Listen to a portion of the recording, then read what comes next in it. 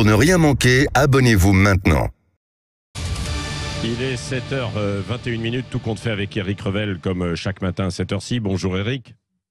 Bonjour à vous, bonjour Patrick, bonjour à tous. Alors tout à l'heure, la très attendue décision du Conseil constitutionnel.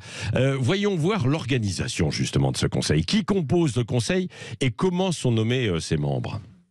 Oui, alors il y a 9 membres, la plupart ce sont des hommes et des femmes politiques, de tous bords politiques d'ailleurs, donc 3 sont nommés par le président de la République, 3 par celui du Sénat, et les 3 derniers par le président de l'Assemblée nationale. À noter que les anciens présidents de la République sont membres de droit, mais pour des choix personnels, et ils l'ont dit il y a longtemps, ni Nicolas Sarkozy, ni François Hollande ne siègent au Conseil constitutionnel. Alors ces 9 sages jugeront-ils en droit ou suivant leur sensibilité politique? C'est une question essentielle.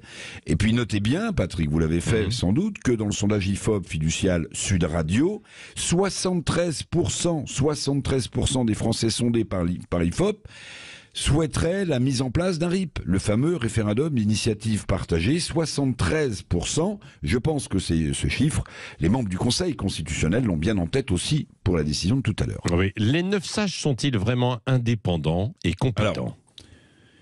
Alors, c'est la petite musique sur l'indépendance des membres du Conseil constitutionnel. Elle est récurrente, elle n'est pas nouvelle, cette petite musique. D'ailleurs, récemment, Marine Le Pen a dit qu'il faudrait qu'il y ait une réflexion sur ce sujet, sans remettre en cause, évidemment, cette décision.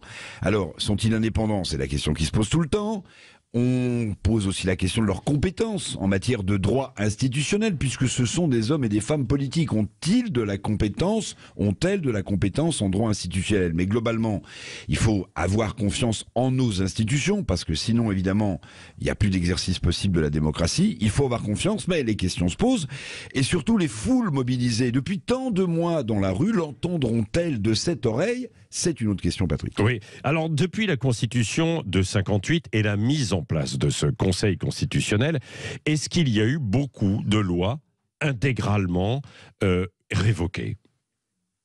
Eh ben non, il y en a très peu en réalité. Je regardais depuis 1958, donc la mise en place de la Constitution, rédigée par Michel Debré, sur 1800 lois sur lesquelles le Conseil constitutionnel a dû trancher, seule une petite vingtaine a été totalement retoquée. Et la dernière en date, en 2012, la loi Duflot sur le logement social avait été retoquée intégralement.